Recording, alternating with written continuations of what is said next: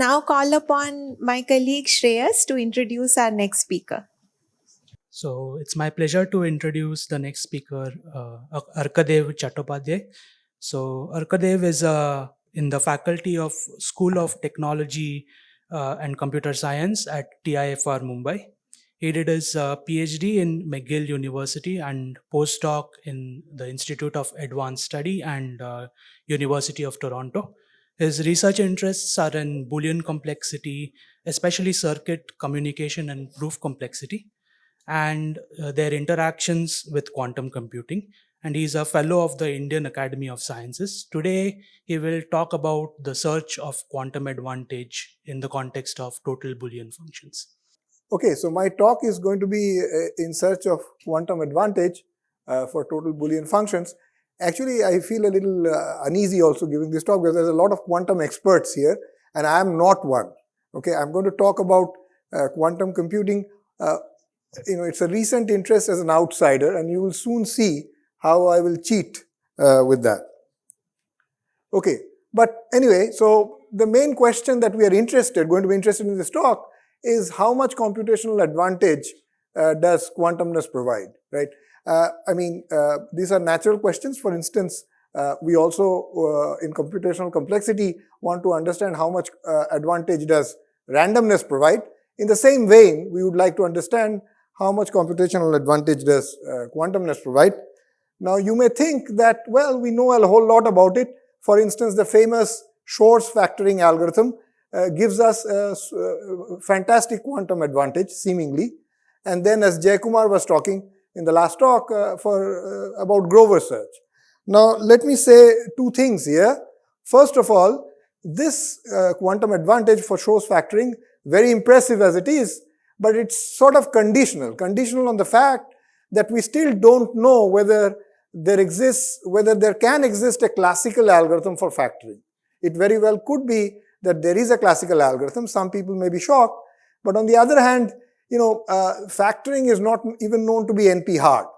So it's a debatable thing and it's a conditional thing. Assuming that factoring is hard for classical computers, this does give us a very impressive quantum advantage. The second one is good in the sense that it's unconditional. And in Jayakumar's talk, this was very significant quantum advantage because it was quadratic. As he said, the OR function, will soon come to it, requires n probes classically, whereas quite impressively, using superposition, quantum can do it in square root of n. But in this talk, I want to be, we're trying to see whether even more is possible. So we would like to get advantage that seemingly Shor's factoring algorithm does, but unconditionally. Okay, and of course, this is going to be very difficult if we want to use the power of or talk about the full computational model, because if we want to separate quantum from classical, then first of all, there are two things needed. We have to get a nice problem like factoring, and then we have to prove a lower bound for classical computers, which we currently don't have.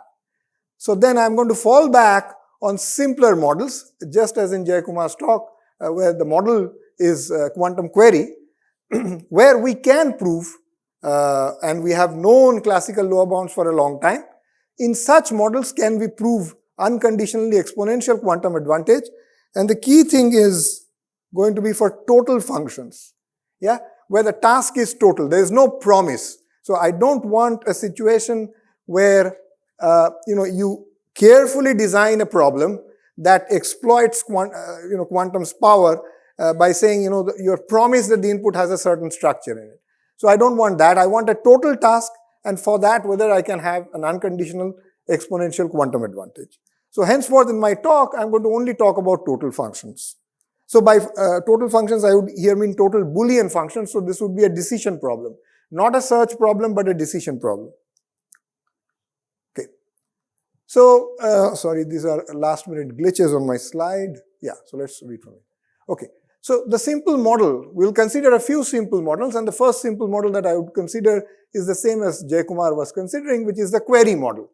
In this model, there's classically an agent who's all powerful, and the data is hidden from the agent, and the question is how many probes in the worst case do you need to do so that the agent can decide on a certain property. So these are decision problems. So in the database search that he was talking about, the question was, is there a marked element or is there a 1? Right? This is the OR function. I mean, he was talking about a search problem. If there's a marked element, where is the marked element? This is very similar. So, and in the classical world, deterministically, we visualize this as a query algorithm where there's a decision tree.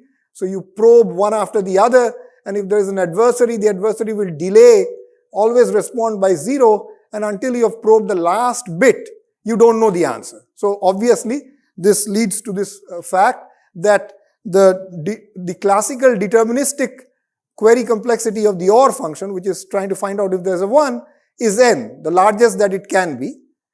And as Jayakumar was saying, with some Yao's argument, it's not very hard. You can define, he actually talked about those hard distributions. You can show that even then, randomized, there's not much you can do. It's still n probes asymptotically.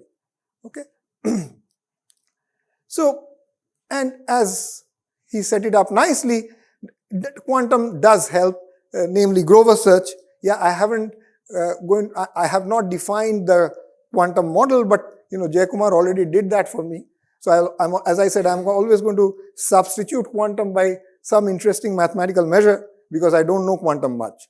Okay. So anyway, so as he said, this Grover search is able to do square root of n by a very nice algorithm. Yeah. And the question is this optimal? Jayakumar also showed that, but at the very end, he talked about this nice thing, algebraic object called polynomials. I'm going to get into polynomials and algebraic objects more and more. So let's see what did he mean by polynomials? Yeah. So imagine you had a deterministic, classical decision tree computing an f. Yeah, a function f.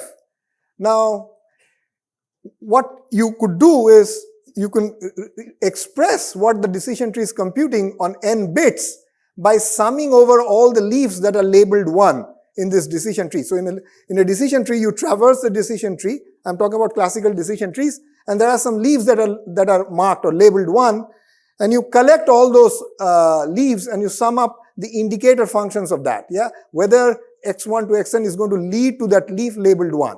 And when you sum that up, you get exactly the function that this deterministic algorithm was computing, right?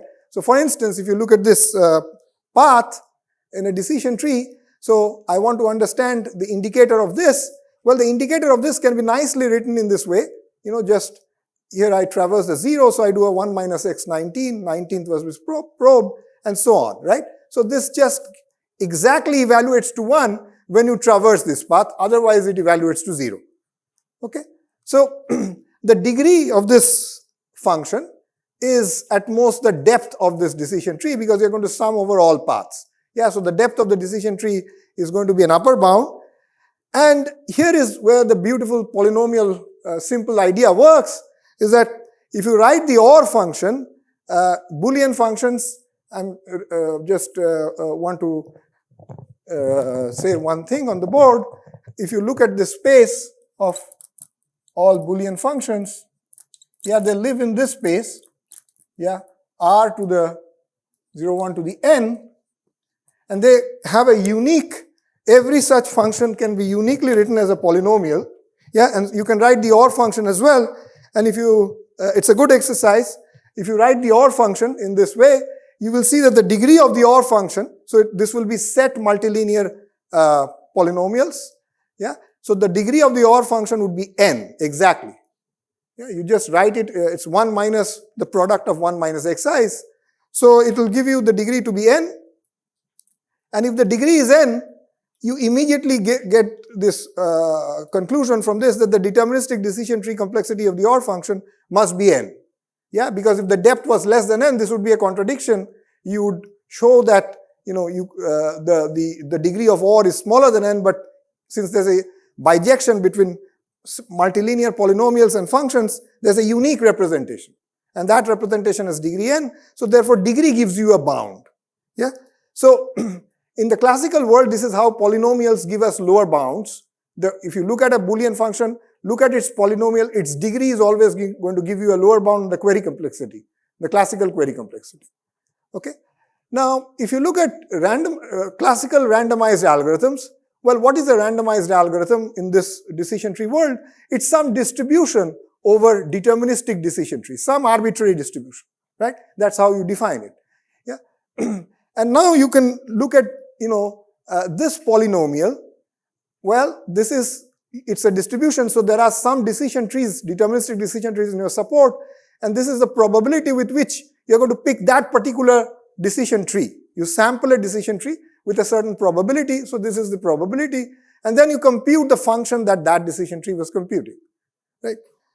And so therefore, this object is exactly computing the probability that your randomized decision tree is going to accept an input.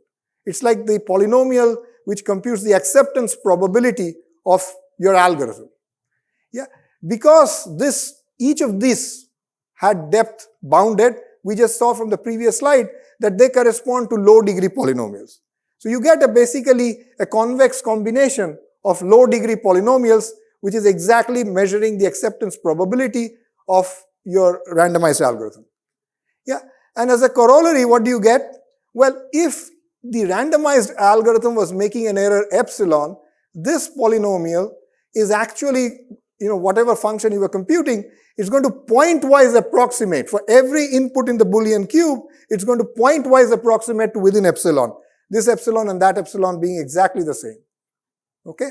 And therefore, now, for a randomized algorithm, you don't get exactly a polynomial computing your function f. What you get is an almost similar object. It's an epsilon approximating polynomial, right? So the degree of this polynomial is going to be the maximum depth of the decision tree, which occurs in the support of your algorithm.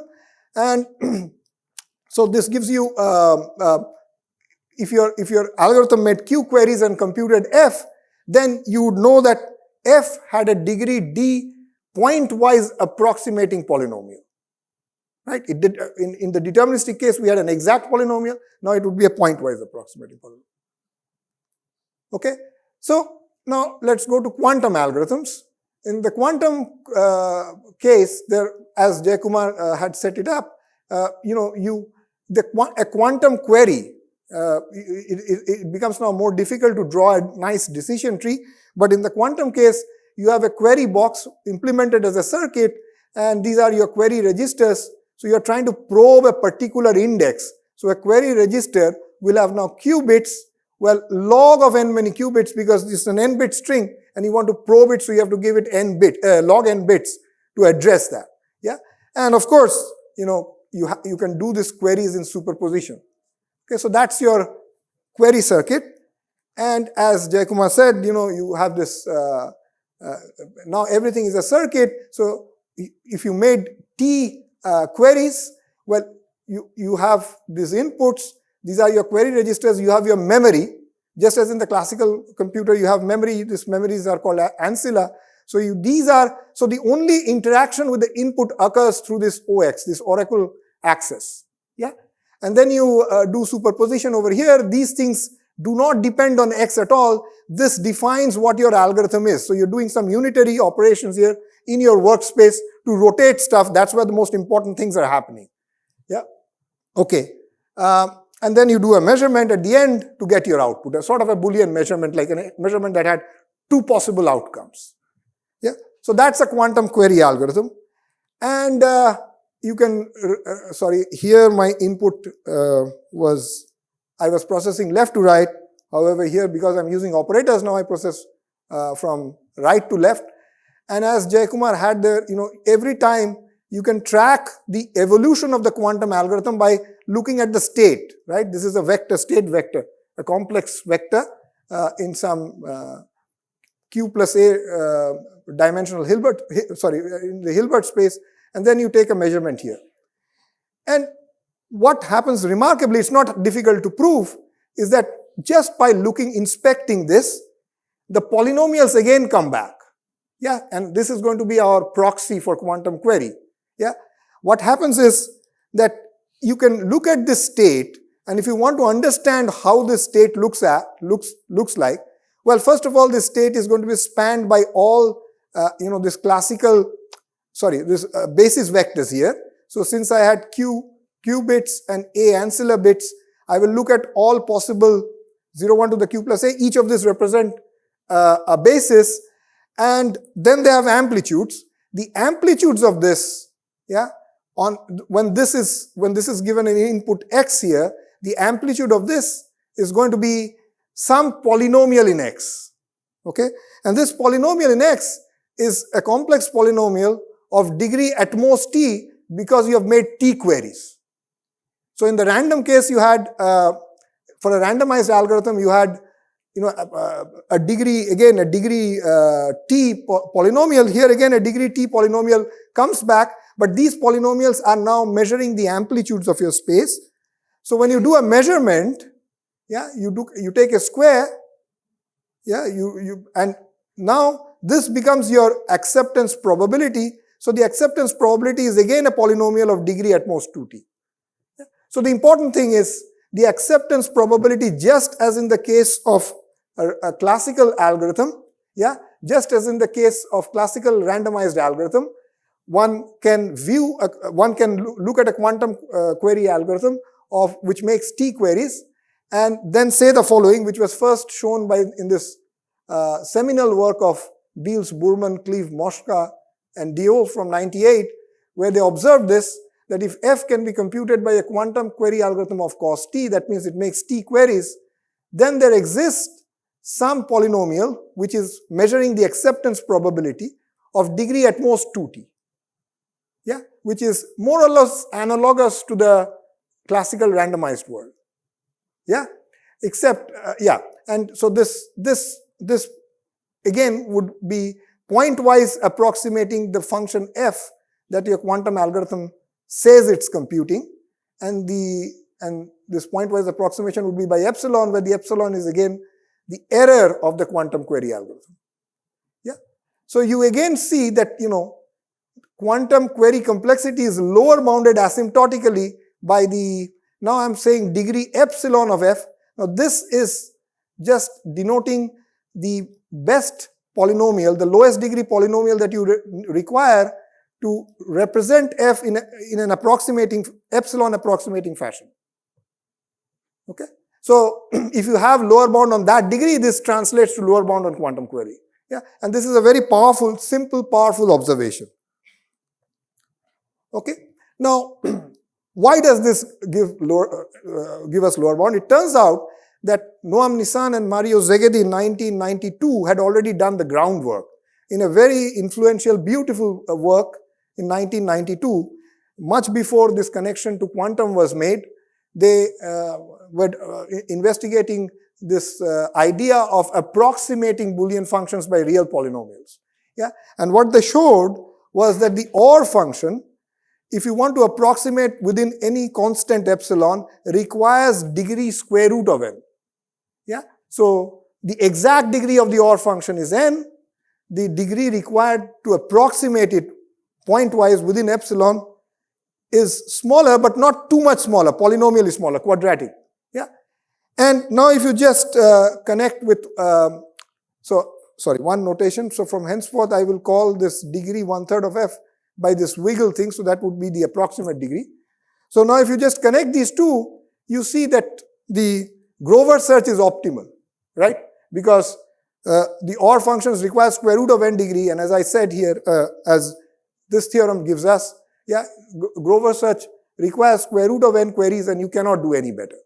This is one way of proving the optimality of Grover search. Okay? And it turns out the polynomial method is very powerful. It has been useful for many different functions. In particular, I'll show you something that the polynomial method gives us. It gives us what is called the quantum classical query equivalence.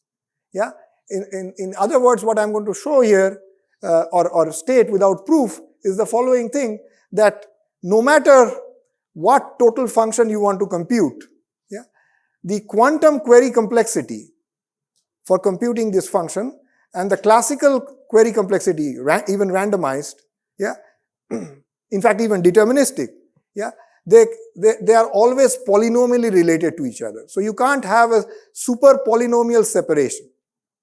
Okay, and this was proven in that same paper by Beals et al. Using this beautiful connection to polynomials. Yeah. So what they showed is the following, that if you look at the quantum query complexity of a function, it of course is lower bounded. It lower bounds the randomized query, which lower bounds the deterministic query. Yeah. And let's ignore this. This is some very interesting thing called block sensitivity. But what they were able to show is that the deterministic query of for any function f can be upper bounded by the approximate degrees raised to the power 6. Okay, and this is a remarkable result, because now you see, this is of course lower bounded by degree, and this is also upper bounded by approximate degree. So this essentially characterizes classical query. And as we saw, that the quantum query complexity is lower bounded by this, so you just plug that in, you get this 6th power. So essentially, deterministic decision tree is upper bounded by the 6th power. So this guy is sandwiched between this and that, right? So the separation is at most the 6th power. Yeah. So this shows that you have no hope of showing the kind of advantage that I was talking about, the kind of advantage, for example, Grover is believed to give you. You cannot have that kind of an advantage in the query world, in the simplest model. Okay? And another interesting thing that follows from here, it follows from other other kind of direct arguments, but it's sort of very interesting to see that it also gives us this nice result that, if you look at, this was lower bounded by degree in the first slide, in the previous slide I had shown you, by exact degree. This is also upper bounded by approximate degree. So if you connect these two and this is a computational measure, but this and this are purely algebraic measures, right? You get a connection you get a theorem of algebra or analysis, which is independently very interesting, which was actually proven by Nissan and Szegedy earlier, but I just wanted to show you that this pops out of this, is that the degree of a function doesn't fall too much if you go from exact representation to approximate representation, right? This is an independently interesting result in mathematics, right? If you look at a total Boolean function and you want to find out how much degree savings you can do by going from exact representation to approximate representation, it doesn't give you a significant advantage. Yeah, it doesn't give you an exponential advantage. Okay? Sorry? Totality is very important here. Yeah. Sorry, your question was? Totality here, I mean, when I did this block sensitivity cube, totality was playing a crucial role.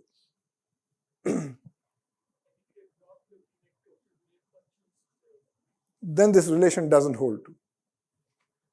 Yeah. I mean, it holds under a bit more generality, but we can take that offline. Sorry? Oh, I see. Your question was where does totality come in the picture? Yeah. So totality very crucially comes in this chain. If you want to prove it as Nissan and Szegedy had proven it, there also totality comes in a limited way. What you need is bounded functions and certain other things. But yeah, but the most interesting case is total functions. In general, it is not true. Okay, let's move on. So yeah, so I just want to mention one result here. 6 is again. Yeah, sorry. There are examples that achieve this 6, like. No, the 6 has been improved, as I'm going to say here. Okay, the 6 was there for a while, and then if you have heard about the sensitivity conjecture, Huang a couple of years back proved this, had this huge breakthrough where he proved the sensitivity conjecture, and then this set of authors, Aronson et al., were able to exploit Huang's argument and tighten this. So these things had remained at this level 6 for a long time. So they were able to bring it down to 4.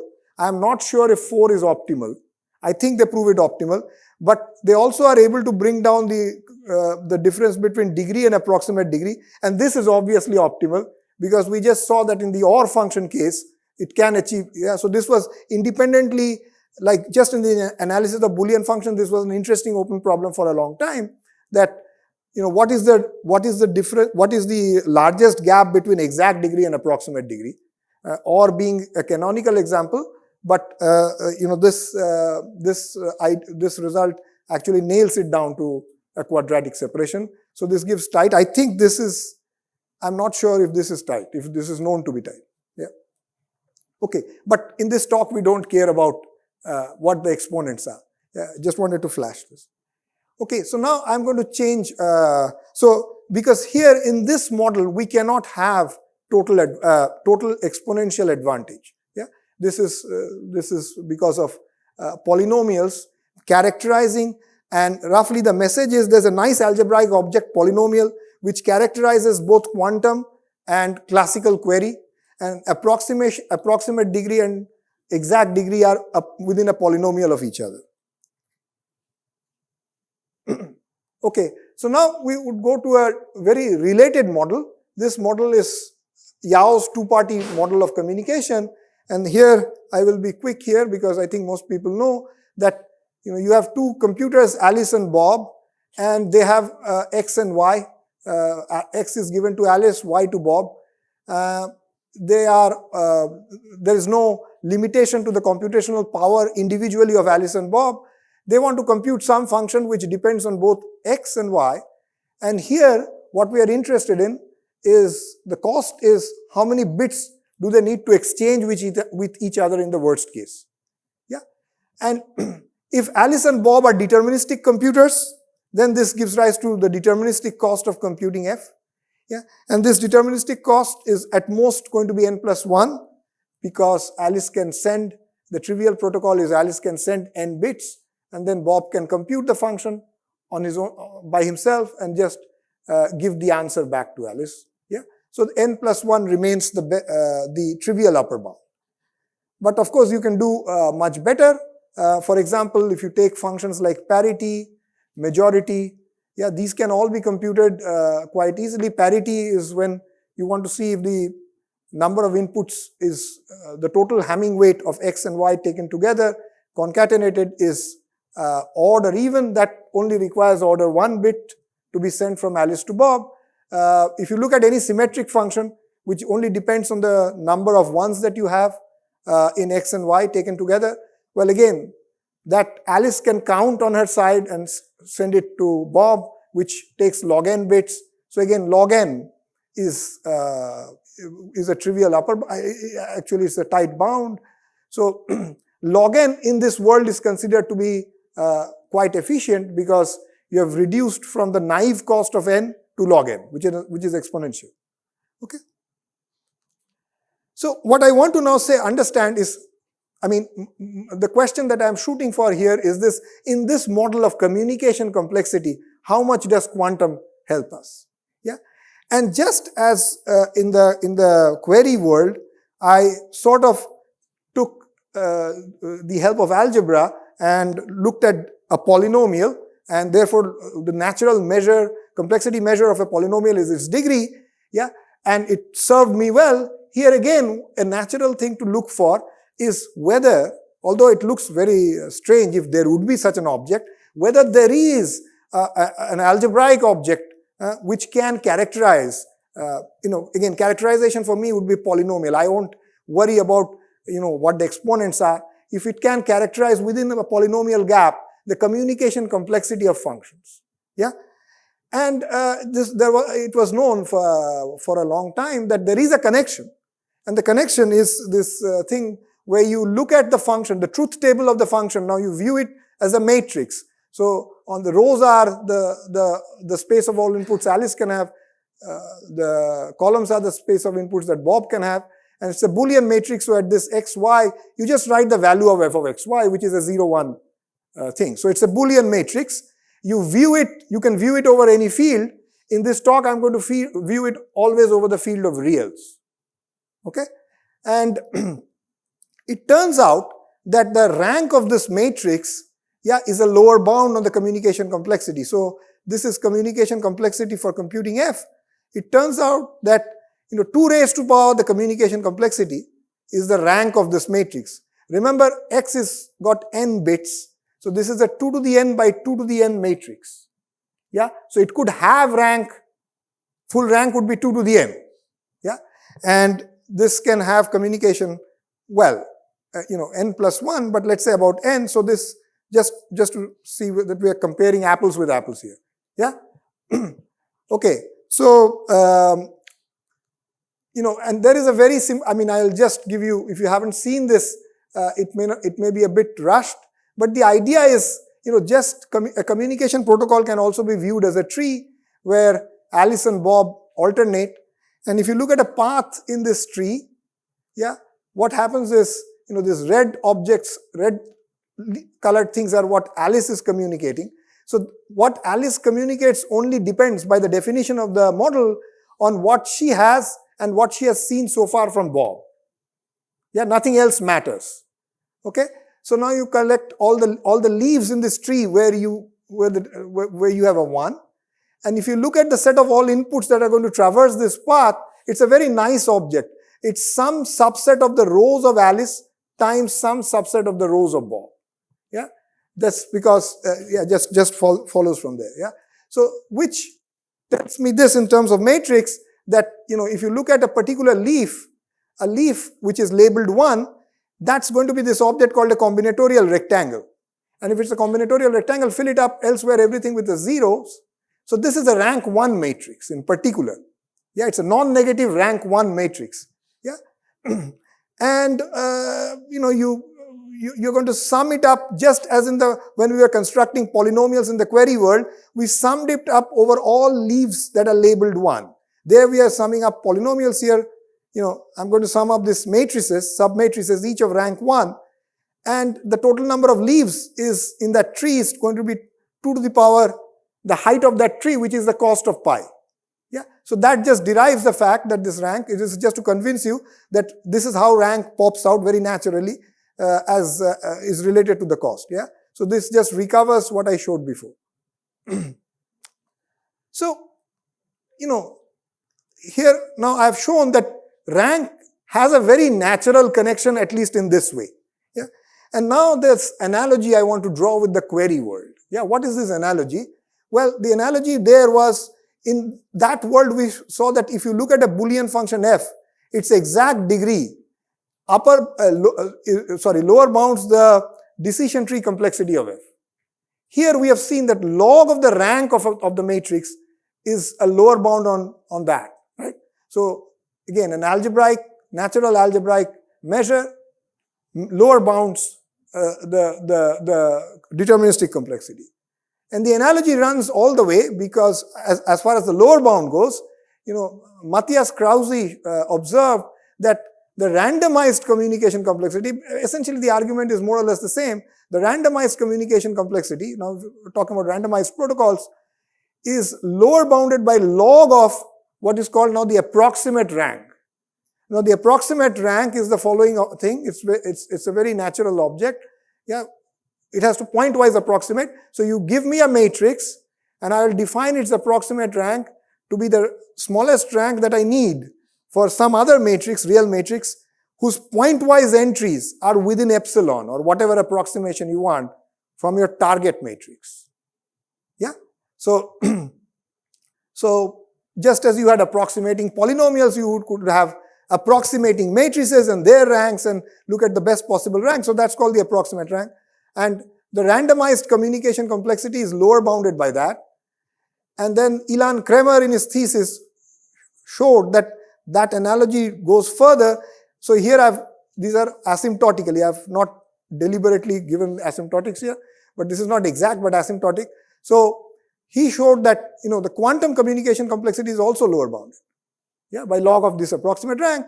And you see the analogy with decision trees is all the way starting from deterministic to quantum. Yeah.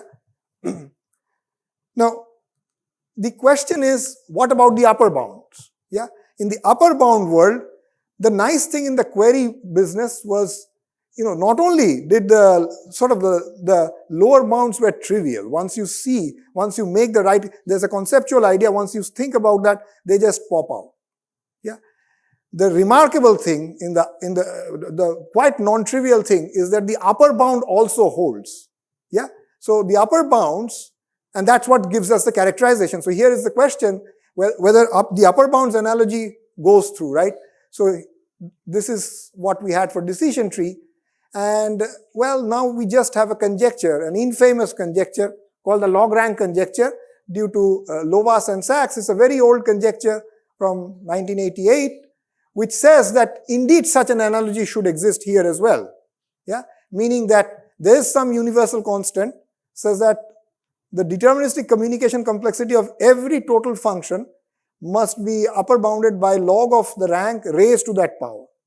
Yeah, so yeah, and there are many other reasons I can't allude to in this within the given time frame, but why people believe that the analogy with query should hold. There are many other reasons to believe that the analogy with query holds. There's a fair chance it would hold. Yeah. Okay. Now, this was for deterministic, and for randomized. Again, Lee and Scheibman in 2007 made this conjecture that the randomized communication complexity should be upper bounded by the approximate degree. Yeah. Sorry, I forgot to put it here. Here we had approximate degree upper bound as well, right? Yeah. So that's the analogy. Okay. And what is known is that this is a stronger thing. So if this was true, then this would also be true. Yeah. And based on this log approximate rank conjecture, Shi and Zhu in 2007, actually it was, some people say it was there even before, but they formally showed this, made this conjecture called the log equivalence conjecture, which is that for every total f, the quantum communication complexity of f is going to be upper bounded by some power of the randomized communication complexity. Okay, this is, and the reason that they give in the paper of 2007 is two things. One is that, well, the log approximate rank conjecture looks very natural if one believes in the log rank conjecture, and that certainly implies this. The other thing they say is that, well, in the query world, if it holds, there's some chance that it will also hold in the communication world. Okay? So that was the reason this conjecture came into being. And this has been looked at a lot. It's a major open problem. This problem is, as Razborov says, that this is possibly one of the most fundamental open problems in quantum communication complexity. Whether there exists a total function which beats this, which disproves this conjecture, or for every total function this holds, yeah, which would be remarkable. Okay. So, we can't prove this now. I mean, now this should be, what I would like to emphasize is this is one of the problems that's ripe for attack in the sense that, it's a difficult problem, but not like showing unconditionally that, this is because we have very good lower bounds, right? If you were to be able to come up with a function, as far as I know, even there is no conjecture of a function that could be a counterexample. But if you were to think of a function, then there's a good chance that you would be able to prove that it's a counterexample because we have very good techniques of proving lower bounds. Yeah. So, unfortunately, this has been open for a long while, and the question that I would like to talk about in the next few minutes is that can we prove it for a, if this log equivalence conjecture is to be true for every f, can we prove it for a broad and natural class of functions? The most common classes of functions that people use in communication complexity, is it true even there? Yeah. And there are two classes that will pop up very naturally. They belong to this class called composed functions. So here are some commonly used functions: set disjointness. Jayakumar briefly referred to it, inner product, and equality. Set disjointness is this function where Alice gets X, Bob gets Y, and you look at X and Y as subsets of the universe 1 through n, and you would like to see if there is a common element. Very natural function. Yeah. Inner product is when you look at it, both of them as vectors, and you take the dot product but mod 2, just to output Boolean. Right? And equality is possibly the most natural function. When Alice has X and Bob has Y, they want to check whether X and Y are identically the same string. Yeah. Now, if you think about them, these functions possibly were not thought in this way, but you can decompose them in this nice way that there's a functional composition happening, right? This set disjointness is exactly, like the query function, not or but nor, and then you want Alice and Bob to compute nor, but in a distributed fashion. So you sort of scramble the inputs of each bit of nor between Alice and Bob, and the scrambling gadget is AND. Yeah, they have to do bitwise AND. Similarly, for inner product, you scramble parity using AND. For equality, you want to compute AND or, depending on your view, and now you scramble it using XOR. Okay? So these are the most commonly used scrambling gadgets in the whole of communication complexity. Very simple 2-bit gadgets. Yeah? And what we call them, these functions which are taken from a query-like function and scrambled using AND, we call them AND functions. And functions which are query functions scrambled with XOR, likewise we call them XOR functions. Yeah? And the natural question to ask is, okay, can we prove the log equivalence conjecture for this class of functions? The AND functions and XOR functions. Yeah? I mean, that should not be that difficult. Yeah? All functions is a tall order, but yeah, this seems like, why not them? And it turns out that, we didn't know the answers to this question, neither for AND nor for XOR. The AND was the first one that was looked in very intensively, first by Harry Burman and Ronald DeWolf from Ronald's thesis, already appeared there. XOR functions were less looked at for whatever reason. Yeah, and for AND functions, nothing was known. And I would like to at least mention and go through these two results that. So the first result that I would like to say is that very recently what we have been able to show is that for AND functions, the log equivalence conjecture is true. Okay, that means for every AND function, here f is not f, but it's f composed with AND. If you look at every such total function, then the quantum communication complexity, and as we will see, is not only related polynomially with the randomized communication complexity, it actually turns out that it is related also polynomially to the deterministic deterministic communication complexity of f in a polynomial way. So here, the AND gadgets are sort of nicely behaved. They exactly mimic the query world. There's nothing more you can do with that.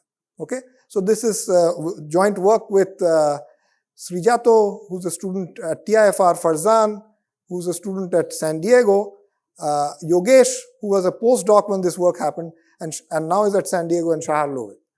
Okay?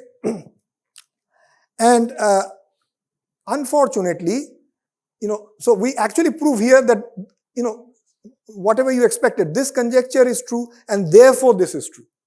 So in the strongest possible way. Unfortunately, in 2019, we were able to show that even this log approximate rank conjecture this conjecture is false for XOR functions. Okay? So the XOR world and AND world behave rather differently. Okay? Of course, this doesn't say that the log equivalence, this implication as far as we know is only one way. So we don't know whether the log equivalence conjecture is true here, and I think that is the most interesting open problem to take away from this talk, whether the log equivalence conjecture holds for XOR functions. Okay? So we cannot use this route because that's false. Okay? But it might still be true. Okay. And how much time I have? 5 or 10? 10 minutes, okay. All right. So this log approximate rank conjecture is false. Yeah, that means you can, I'll mention towards the end one more time. So that means you can come up with a matrix whose approximate rank is polynomial in n, the input length, whereas its randomized communication complexity is also polynomial in n. So the log of the approximate rank is like order log n, whereas the communication complexity is n to the omega 1. Okay, so yeah, so as I said, I mean, for AND functions, it was not even clear whether, what advantage does quantum have over determinism? Forget about classical. In fact, it was not even clear whether randomness gives you any advantage over determinism. Yeah, this was also, it's not mentioned in papers, but when you see, it's not clear whether randomness gives you any advantage, and this was not known. Okay. So recall that, this is the chain of things that we had for the query world, and this is where the algebraic measure came in, and log rank conjecture had given us that kind of an object to play with, right? Instead of degree, we now need to look at the log of the rank of this matrix. Yeah. So if you want to look at AND functions, the first thing to look at is what does the rank of an AND function look like? What does a matrix look like, right? And it turns out that the matrix of the AND function has a very nice, it behaves very nicely. So you look at F, you look at its expansion in the De Morgan basis, which is basically, these are like ANDs. You just multiply. These are monomials where you're multiplying variables. And the variables are 0, 1 related. So every function, as I said, has a unique representation in this way. And instead of now degree, look at the sparsity of this function. So sparsity is the set of all non-zero coefficients that appear. Yeah. So you look at all subsets whose coefficients are non-zero. So that's sparsity. Sparsity is less looked at, but it's also a very natural measure. Given a polynomial, there can only be two interesting measures: degree and sparsity. Yeah. So, but this measure is less looked at. It's more subtle. Yeah. So the fact is, and this was well known, is the rank of this matrix. Yeah. The real rank of this matrix, the communication matrix, is exactly equal to the sparsity of the function f. So there's again, you can think that this is suggesting there's a strong connection between polynomials, which are connected to query complexity, and then from polynomials to rank, which is hopefully connected to communication complexity. So, right, so this is an exact equality. It's very elegant. It's a simple exercise, but very elegant. Okay, so therefore, one should look at the sparsity of this function. Yeah, so that should, instead of degree, one needs to understand the sparsity. Yeah, and that's less understood. So the first step in a very beautiful work happened in 2021, where they were able to show that the log rank conjecture actually holds for AND function. Yeah, this was Knopf, Lovett, McGuire, and Yuan. They showed that this algebraic connection, at least for AND functions, behaves in the way we thought it should behave in general, which is that the deterministic communication complexity of every such, here please read total, function is upper bounded by some polynomial of the log of sparsity. But, the sparsity is rank. Yeah, so it's just log, fifth power to the log of the rank of this guy, times, well, they have not been able to get rid of this, but I'll ignore that. Yeah, log of n. So in spirit, they were able to prove this, and this used all kind of very nice arguments. Okay, so given this, a natural target, therefore, is to understand whether the log approximate rank conjecture holds for AND functions. Yeah, and that boils down to understanding whether you can, because we know this.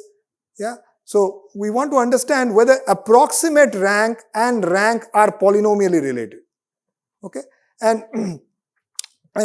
this, I mean, if you can show that approximate rank and rank, but rank is just sparsity, if they are polynomially, log of that, they are polynomially related, then the log approximate rank conjecture would hold.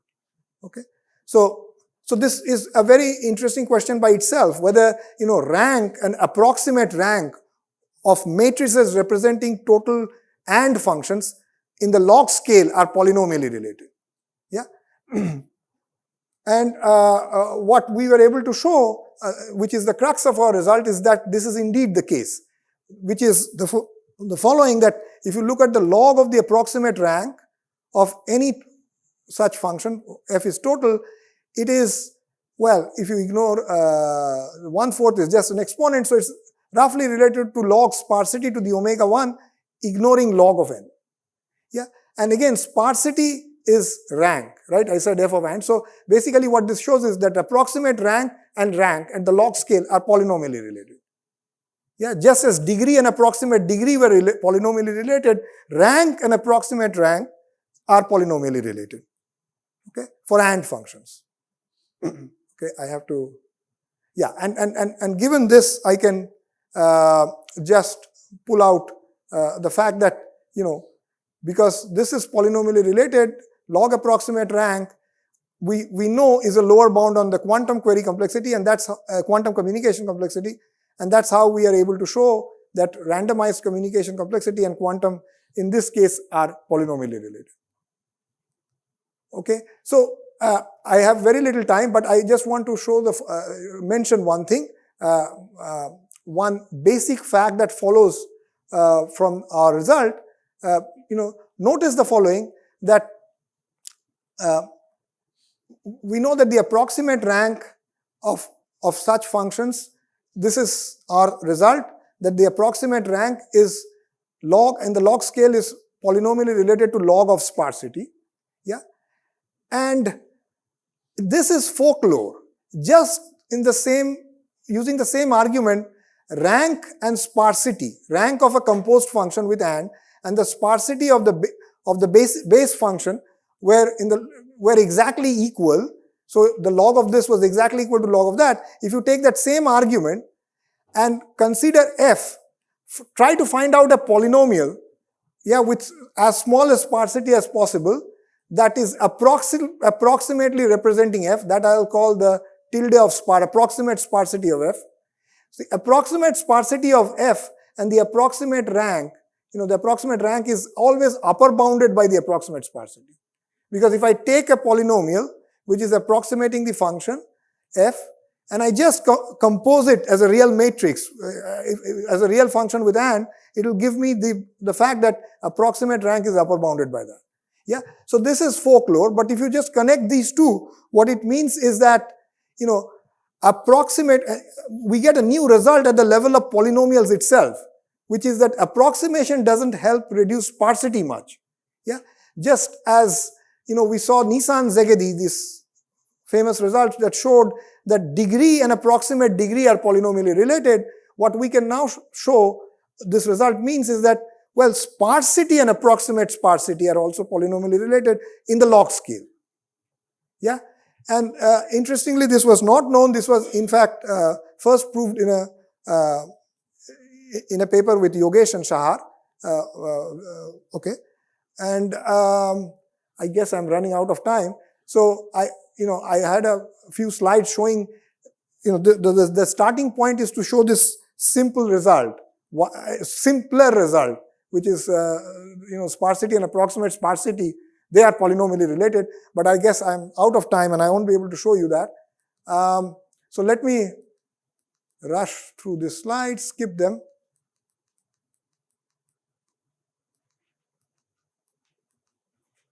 So there is very interesting combinatorics that happens here. VC dimension shows up. Yeah. Yeah. And what I wanted to say is that the first thing to try is to prove this independently. And then once you prove it, you have to use some lifting ideas using Fourier analysis to prove the same thing holds at the level of rank. Okay. But let me skip that. And in the last 2 minutes, let me just tell you. So, this shows that the log equivalence conjecture is true for AND functions. Because the log approximate rank conjecture itself holds, namely that the communication complexity randomized is upper bounded by log approximate rank. However, it turns out that this is false for XOR functions. And let me just show you the particular function for which, if you haven't seen this, it's worth remembering this function because it's a very natural function.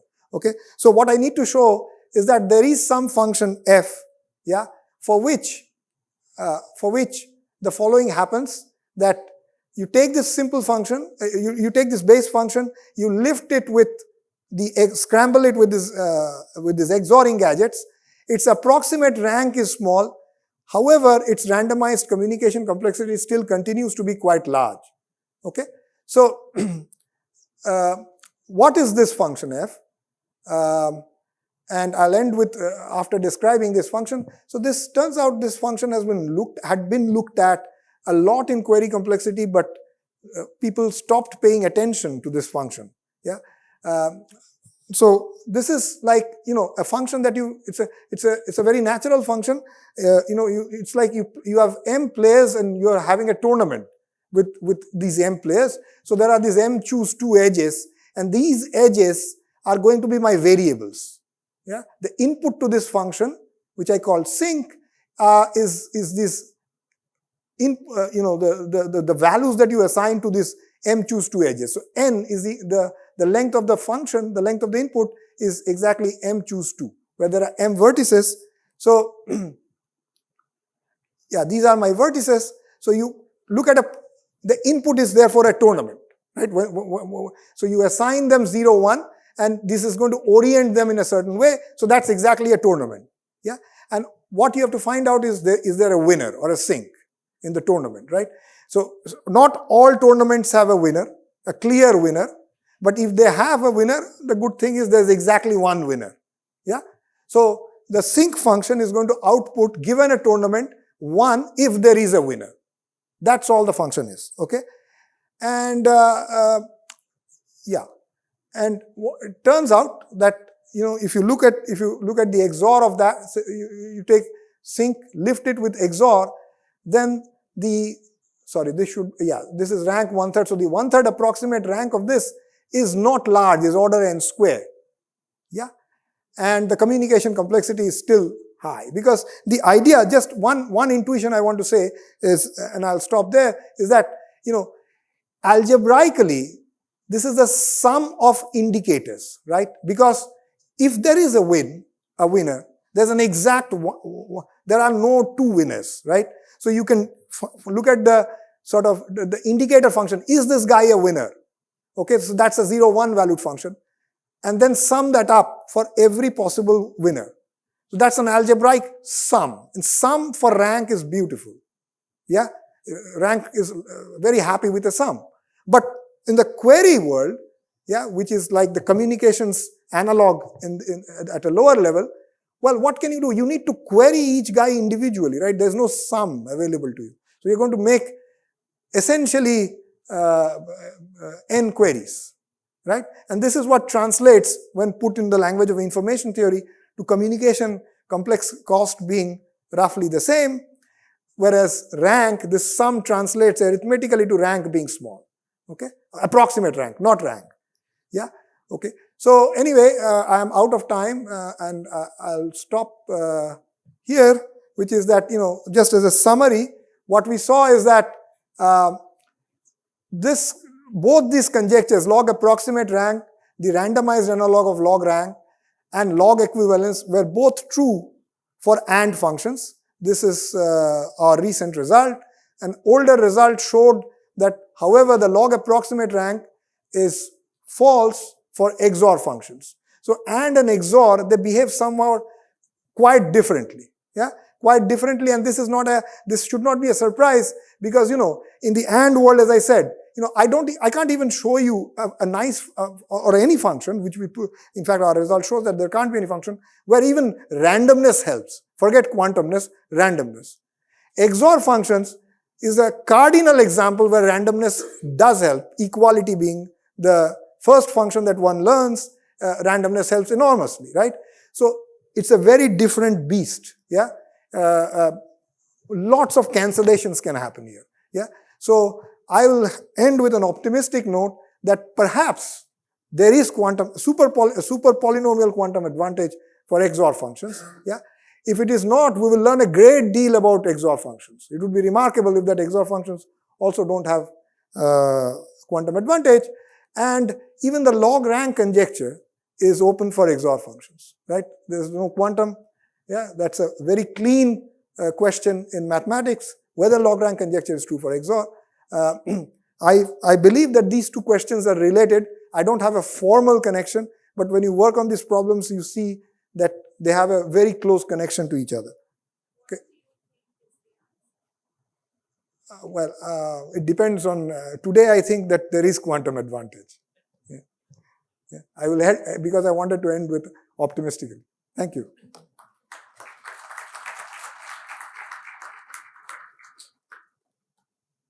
We'd like to present a small token of our appreciation to Arkadev.